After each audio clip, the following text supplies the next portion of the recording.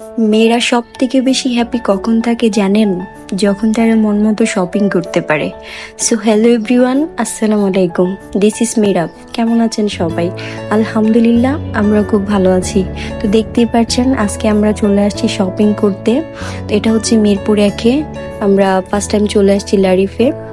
তো এখানে যদিও ভিডিও করা নিষেধ ছিল, বাট আমরা ঠিকই ভিডিও করে নিয়েছি আপনাদের সাথে শেয়ার করার জন্য।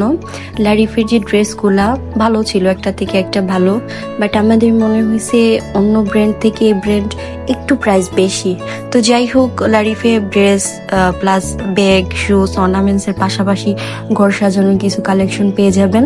তো এখান থেকে অনেকগুলো ড্রেস দেখার পর, ট্রায়াল দেওয়ার পর দুইটা একদম পারফেক্ট মনে হয়েছে। তো ওই দুইটাই আমরা নিয়ে এখন আমরা চলে যাব আড়ংয়ে। তো আজকের শপিংটা হচ্ছে আমার বেস্ট ফ্রেন্ডের জন্য, আর আমার ভিডিওগুলো ওই করে দিচ্ছিল। ও হানিমুন ট্যুরে যাবে, তাই আমি আসছি ওকে কোম্পানি দিতে। তো যাই হোক, ওখান থেকে বের হয়ে আমরা চলে আসছি আড়ংয়ে। আড়ংয়ে দেখে ঘুরে তারপর ওইখান থেকেও একটা ড্রেস পছন্দ হলো, আমার বেস্ট ফ্রেন্ড ওটা নিয়ে নিল। তো ওটা নিয়ে আমরা এখন চলে যাব অন্য আরেকটা ব্র্যান্ডে। তো এখন আমরা চলে আসছি বগে। তো বগে আসার পর এখান থেকেও একটা ড্রেস পছন্দ হয়, একটা ট্রায়াল দিয়ে সাইজ অনুযায়ী ও নিয়ে নিল। তো ওইটা নিয়ে এখন আমরা আবার যাব অন্য আরেকটা ব্র্যান্ডের শোরুমে।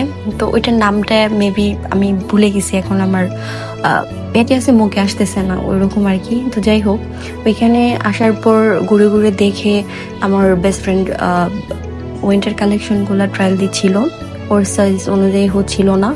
তো এখান থেকেও একটা ড্রেস নিয়ে আমরা বের হয়ে যাই ও ব্যাগের শোরুমে। তো ব্যাগের শোরুমে যাওয়ার পর ব্যাগের কালেকশনগুলো আমাদের পছন্দ হয়নি, একটা ব্যাগ পছন্দ হলো এটা।